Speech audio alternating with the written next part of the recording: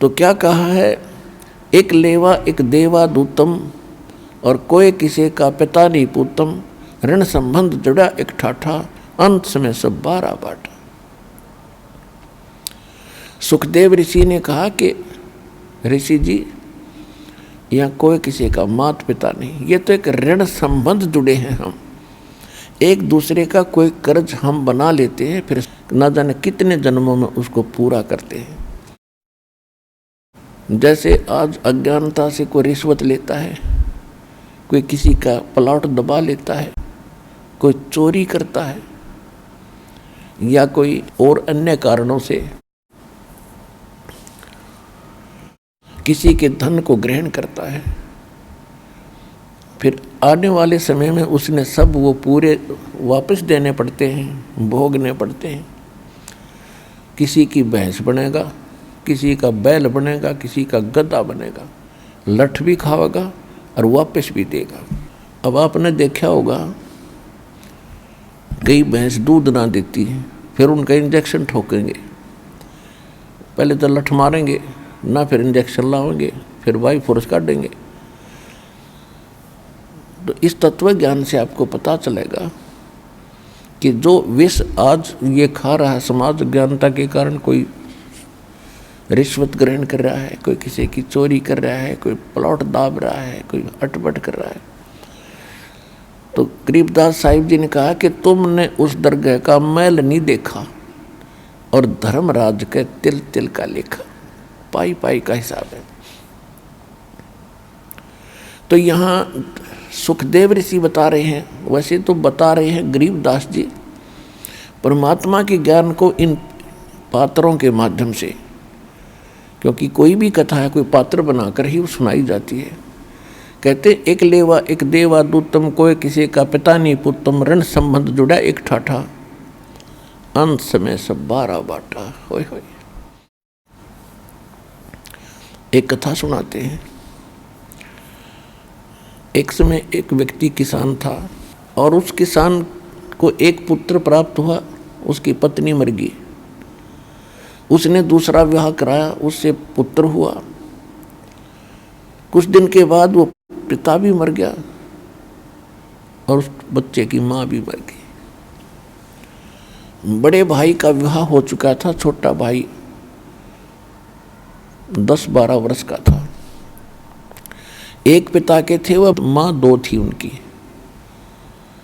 वो छोटे वाला रोगी हो गया किसी कारण से, और रोग का ट्रीटमेंट उन्होंने कराया तो उसका कोई राहत नहीं मिल रही थी। महीना 20 दिन वो रोगी रहा। फिर उन दोनों पति पत्नी ने, बड़े भाई ने और उसकी बड़े भाई की पत्नी ने के विचार किया कि ये यदि जीवित होगा तो आदि संपत्ति का वारिस होगा, और अब ये रोगी है, सबको मालूम है ये रोगी है, और इसको क्यों ना कोई विष दिलाकर मरवा दे और सारी संपत्ति अपनी ही हो जाएगी। विनाश काले विपरीता बुद्धि हो ही जाती है। उन दोनों ने एक राय होकर के दूसरे गांव के किसी डॉक्टर वैद्य से संपर्क साधा। उस लालची व्यक्ति ने भी कहा कि मैं ऐसे ऐसे इतने पैसे लूँगा। मालूम था उनको कि ये किस लालच में कर रहे हैं, तो उन्होंने वो स्वीकार कर ली। उसने आके दवाई दी और वो बच्चा मर गया, जहर दे दिया, विष दे दिया उसको। अब सभी को पता था कि रोगी है, मर गया वही मर गया, ठीक है, बात समाप्त होगी। और 1 वर्ष के बाद उनको पुत्र प्राप्ति होगी। खुशी का ठिकाना नहीं रहा, और इकलौता पुत्र, जमीन खूब, उनका आर्थिक स्थिति ठीक थी तो खूब खुलावें पिलावें, और 12-13 वर्ष की 14 वर्ष की आयु होगी। 15 पहले जल्दी विवाह कर देते थे, लड़के का विवाह कर दिया। विवाह के कुछ दिन के बाद वो लड़का रोगी हो गया। उन्होंने देश विदेश जहाँ भी जिसने बताया, झाड़ फूक या कोई वैद्य डॉक्टर, सब जगह उन्होंने 1 वर्ष इलाज कराया, मुंह मांगा पैसा दिया, कहने का भाव ये है कि उनकी आधी जमीन भी बिक गई और जो पूंजी थी वह भी खत्म होगी, और लड़के का रोग बढ़ता ही जा रहा था, वो कम होने का नाम नहीं ले रहा था। अस्थि पिंजर शेष था। उसका पिता वहाँ उसके पास बैठा था, चारपाई पर वो लड़का लेटा था। उस लड़के ने कहा कि भाई साहब, मेरा कफन तैयार करो, मेरी लकड़ियाँ तैयार करो, मैं अब जा रहा हूँ। अब उसके पिता ने सोचा बच्चे का दिमाग की हालत भी बिगड़ गई, मुझे भाई साहब कह रहा है। वो कहता है कि मैं आपका पिता हूँ बेटा, भाई नहीं हूँ। उसने कहा कि तू मेरा भाई है, मेरी दिमागी हालत ठीक है, आपकी बिगड़ी थी। क्या मतलब? कि मैं आपका वही भाई हूँ, तेरा पुत्र बनकर आया हूँ, जिसको तूने विष देकर मारा था 50% संपत्ति प्राप्त करने के लालच में। आज हुआ मेरी संपत्ति मैंने वापस ले ली, तेरा आधी छोड़ दी है, और अब मैं जा रहा हूँ। कि वाह भाई वाह। अब उसको उस समय धक्का लग गया, और कोई संतान नहीं उसके बाद,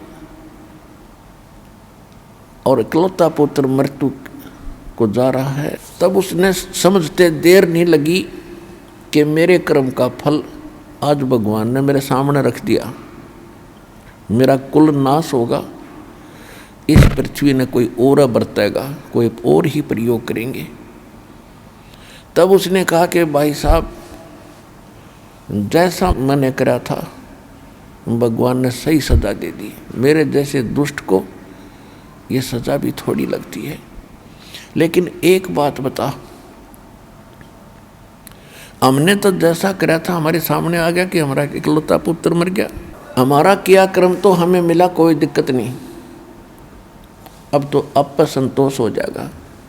लेकिन जो तेरी पत्नी है, तेरी मृत्यु के बाद इसको जिंदा जलाया जाएगा सती प्रथा के तहत। उसमें सती प्रथा थी, तो इसने कौन सा पाप कर दिया बेचारी बालक ने। तब उसने कहा कि वो वैद्य कहाँ है जिसने मुझे विष दिया था। उन्होंने बताया कि आपकी मृत्यु के 2-3 वर्ष के बाद उसकी मृत्यु हो गई थी, कि ये वही वैद्य की आत्मा है, इस दुष्ट को अब जिंदा फूंका जाएगा। यूं कहकर वो शरीर छोड़ गया। तो गरीबदास जी कहते, तुमने उस दरगाह का मैल नहीं देखा और धर्मराज के तिल तिल का लेखा।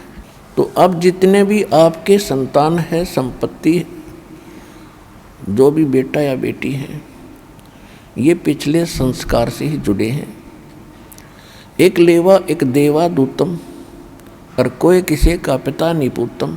ऋण संबंध जुड़ा एक ठाठा, ठाठ माने एक ऋण, एक दूसरे के लेन देन में आप एक बहुत आज परिवार रूप में बड़े ठाठ से रह रहे हो, और अंत समय सब 12 बाटा, कोई मर के गधा बनेगा, कोई कुत्ता बनेगा, कोई कहीं उत्पन्न होगा, कोई शुभ कर्मी होगा स्वर्ग चला जाएगा, उसके बाद नरक में आएगा। कहाँ गया वो परिवार फिर?